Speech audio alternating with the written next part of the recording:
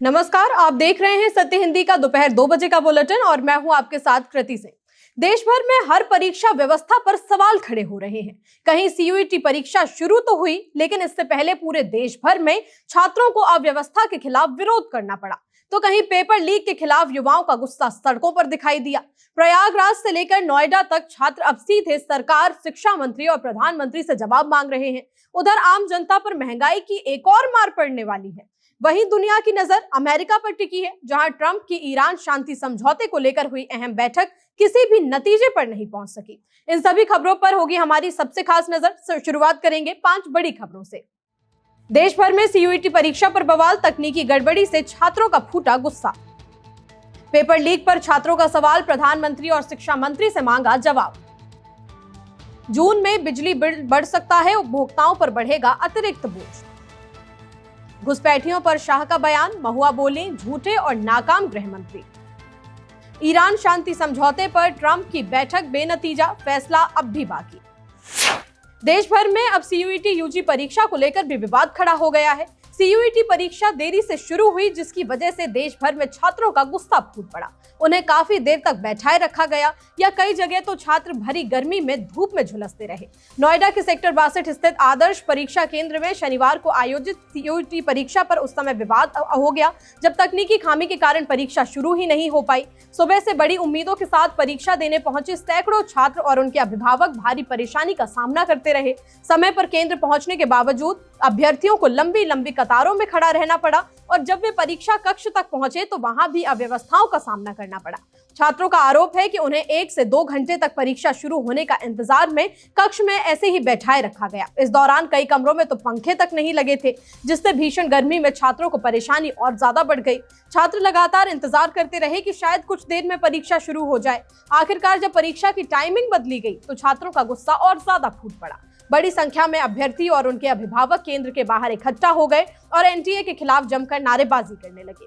केंद्र के बाहर देर तक विरोध प्रदर्शन चलता रहा। छात्रों का कहना है कि उनकी मेहनत और भविष्य के साथ किसी भी तरह की लापरवाही बर्दाश्त नहीं की जानी चाहिए और जिम्मेदार लोगों के खिलाफ कार्रवाई होनी चाहिए। ऐसे मामले वाराणसी, पटना और देश के कई बड़े बड़े शहरों से सामने आ रहे हैं। हालांकि एनटीए ने माफी मांग ली है, लेकिन लगातार परीक्षाओं में गड़बड़ियों के मामले आने से छात्रों में नाराजगी बढ़ती जा रही है।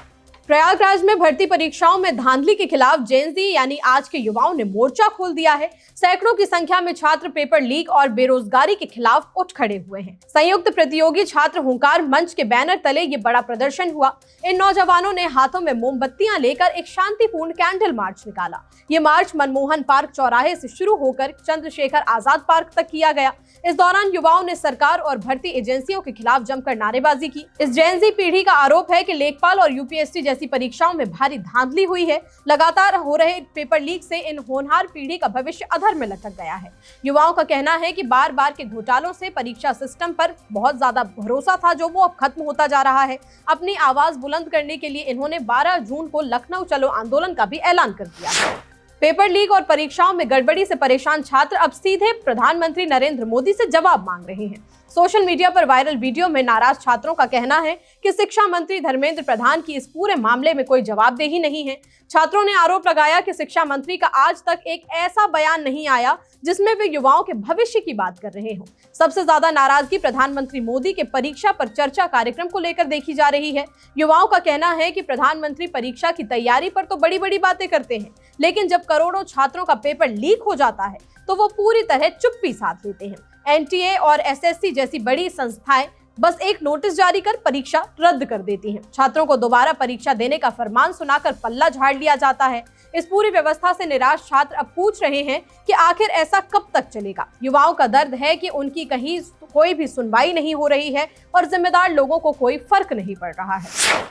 उत्तर प्रदेश के बिजली उपभोक्ताओं को जून महीने में बड़ा झटका लग सकता है। बढ़ती ईंधन कीमतों का असर अब सीधे बिजली बिलों पर दिखाई देने वाला है। Uttar Pradesh power corporation limited UPPCL की ओर से जारी निर्देशों के अनुसार जून माह में उपभोक्ताओं के बिजली बिल पर 10% तक अतिरिक्त सरचार्ज लगाया जा सकता है। इससे लाखों उपभोक्ताओं की जेब पर अतिरिक्त बोझ बढ़ने की संभावना है। बिजली विभाग की ओर से जारी सूचना में कहा गया है कि मार्च 2026 के लिए निर्धारित fuel and power purchase adjustment surcharge यानी FPPAS की गणना नियामक आयोग के नियमों के अनुसार की गई है। इस गणना के आधार पर मार्च महीने का 10% FPPAS जून 2026 के बिजली बिलों में वसूला जाएगा। ये सरचार्ज सभी श्रेणी के उपभोक्ताओं पर लागू होगा। दरअसल बिजली उत्पादन और खरीद में ईंधन की लागत बढ़ने पर बिजली कंपनियों को अतिरिक्त खर्च उठाना पड़ता है। इसी अतिरिक्त खर्च की भरपाई के लिए fuel and power purchase adjustment surcharge लगाया जाता है। इस बार मार्च महीने में बढ़ी लागत का भार जून के बिजली बिलों में जोड़ा जाएगा।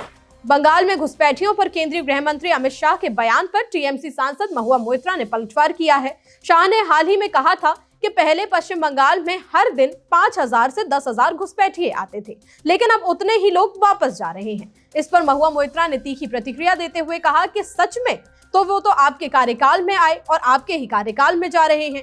फिर या तो आप सबसे बड़े झूठे हैं या फिर सबसे नाकाम गृह मंत्री, या फिर दोनों ही हैं। महुआ मोइत्रा ने सवाल उठाया कि अगर इतनी बड़ी संख्या में घुसपैठिए देश में दाखिल हुए थे तो केंद्र सरकार और गृह मंत्रालय उस दौरान क्या कर रहे थे। उन्होंने कहा कि सीमा सुरक्षा और अवैध घुसपैठ रोकने की जिम्मेदारी केंद्र सरकार की होती है। ऐसे में इस तरह के दावे खुद सरकार की कार्यप्रणाली पर सवाल खड़े करते हैं। बुलेटिन में आगे अभी और भी खबरें हैं। भारत का विदेशी मुद्रा भंडार साल के रिकॉर्ड निचले स्तर पर। मुंबई में सीएनजी और पीएनजी हुई महंगी, जेब पर बढ़ेगा बोझ। अमेरिका में गुजरात के शख्स ने कबूला 81 करोड़ का घोटाला।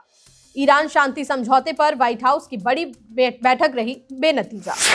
देश का विदेशी मुद्रा भंडार एक साल के सबसे निचले स्तर पर पहुंच गया है। रिजर्व बैंक के ताजा आंकड़ों के मुताबिक अब ये घटकर 681 अरब डॉलर रह गया है। सिर्फ एक हफ्ते के भीतर इसमें 7.5 अरब डॉलर की भारी गिरावट आई है। इस बड़ी गिरावट की मुख्य वजह आरबीआई के सोने के भंडार की कीमत होना है। अंतर्राष्ट्रीय बाजार में सोने के दाम गिरने से देश को 4.5 अरब डॉलर का नुकसान हुआ। इसके अलावा अमेरिका और ईरान के बीच चल रहे युद्ध का असर भी इस पर पड़ चुका है। इस युद्ध की वजह से दुनिया भर में कच्चे तेल की कीमतें तेजी से बढ़ रही हैं। महंगे तेल के कारण विदेशी निवेशक भारत से अपना पैसा लगातार बाहर निकाल रहे हैं। इस दबाव के चलते पिछले दिनों हमारा रुपया 96.96 के रिकॉर्ड निचले स्तर पर चला गया था। गिरते रुपए को संभालने के लिए रिजर्व बैंक को बाजार में बहुत सारे डॉलर बेचने पड़े हैं। महानगर गैस लिमिटेड ने मुंबई और आसपास के इलाकों में सीएनजी और पीएनजी के दाम बढ़ा दिए हैं। महानगर गैस लिमिटेड ने सीएनजी के दाम 2 रुपए प्रति किलो बढ़ा दिए हैं। इसके साथ ही घरों में आने वाली पीएनजी भी 50 पैसे महंगी हो गई है। नई दरें शुक्रवार और शनिवार की आधी रात से लागू हो चुकी हैं। अब मुंबई में सीएनजी की कीमतें 84 रुपए से बढ़कर 86 रुपए हो गई हैं। वहीं घरेलू पीएनजी का दाम अब 52 रुपए प्रति यूनिट पहुंच गया है। पिछले 15 दिनों के भीतर गैस की कीमतों में ये दूसरी बड़ी बढ़ोतरी है। इस बढ़ोतरी का सीधा असर मुंबई के करीब 12 लाख सीएनजी वाहनों पर पड़ेगा। इसमें करीब 2.25 लाख ऑटो रिक्शा और 1.5 लाख से ज्यादा टैक्सियां शामिल हैं। अमेरिका में रहने वाले गुजरात के एक शख्स ने 81 करोड़ रुपए के अवैध जुआ घोटाले में अपना गुनाह कबूल कर लिया है। गुजरात के रहने वाले तुषार पटेल ने अमेरिकी अदालत में अपना गुनाह कबूल कर लिया है। तुषार पर अमेरिका के मिसौरी राज्य में एक बहुत बड़ा अवैध जुआ नेटवर्क चलाने का आरोप है। इस अवैध धंधे से करीब 81 करोड़ रुपए की मोटी काली कमाई की गई थी। अमेरिकी न्याय विभाग के मुताबिक इस पूरे खेल को बड़ी चालाकी से अंजाम दिया गया था। इन लोगों ने कानूनी रूप से गेमिंग पार्लर और इंटरनेट कैफे खोल रखे थे, लेकिन इन दुकानों के भीतर चोरी छिपे धड़ल्ले से जुए का अवैध धंधा चल रहा था। तुषार ने माना कि उन्होंने इस काली कमाई को छिपाने के लिए मनी लॉन्ड्रिंग भी की थी। इस पूरे घोटाले में तुषार के साथ 8 और लोग भी शामिल बताए जा रहे हैं। अमेरिकी जांच एजेंसियों ने साल 2022 से चल रहे इस गिरोह का पर्दाफाश किया है। इस बड़े जुआ घोटाले और धोखाधड़ी के मामले में तुषार को 45 साल तक की जेल हो सकती है। भारत और अमेरिका के बीच अगले कुछ हफ्तों में बड़ा व्यापारिक समझौता होने वाला है। अमेरिकी राजदूत सर्जियो गोर्ट ने दोनों देशों के बीच जल्द ही व्यापार समझौता होने की उम्मीद जताई है। उन्होंने कहा कि अगले कुछ हफ्तों या फिर महीनों में इस समझौते पर दस्तखत हो जाएंगे। नई दिल्ली के आईआईटी में दिए भाषण के दौरान उन्होंने ये बड़ी बात कही। सर्जियो गोर्ट ने बताया कि इस अंतरिम समझौते का करीब 99% काम पूरा हो चुका है। बाकी बचे सिर्फ 1% काम को पूरा करने भारतीय टीम पिछले हफ्ते वॉशिंगटन गई थी। अब इस बातचीत को आगे बढ़ाने के लिए अगले हफ्ते अमेरिकी डेलीगेशन भारत आ रहा है। अमेरिकी व्यापार प्रतिनिधि जेमिसन ग्रीर की अगुवाई में ये टीम 1 से 4 जून तक भारत में रहेगी। ये टीम दोनों देशों के बीच व्यापार के सभी जरूरी नियमों को आखिरी रूप देगी। अमेरिकी राष्ट्रपति डोनाल्ड ट्रंप ने ईरान युद्ध विराम समझौते पर अब तक कोई अंतिम फैसला नहीं लिया है। ट्रंप ने शुक्रवार को अपने सलाहकारों के साथ एक बड़ी बैठक की। ये high level meeting white house के सिचुएशन रूम में करीब 2 घंटे तक चली। बैठक का मुख्य मकसद ईरान के साथ युद्ध विराम बढ़ाने पर आखिरी फैसला लेना था। इसके साथ ही बंद पड़े हॉर्मुज को दोबारा खोलने पर भी चर्चा हुई। हालांकि 2 घंटे के भारी मंथन के बाद भी राष्ट्रपति ट्रंप किसी नतीजे पर नहीं पहुंच पाए। बैठक से पहले ट्रंप ने कहा था कि वे इस पर अंतिम फैसला लेने जा रहे हैं, लेकिन राष्ट्रीय सुरक्षा सलाहकारों के साथ हुई ये बातचीत बिना किसी फैसले के खत्म हो गई। दूसरी तरफ ईरान ने भी साफ कर दिया है कि ये समझौता अभी पूरी तरह तय नहीं हुआ है। फिलहाल दोनों देशों के बीच इस समझौते को अंतिम रूप देने की कोशिशें जारी हैं। फिलहाल 2 बजे के बुलेटिन में इतना ही। नई खबरों के साथ शाम 6 बजे फिर होगी मुलाकात। तब तक के लिए नमस्कार।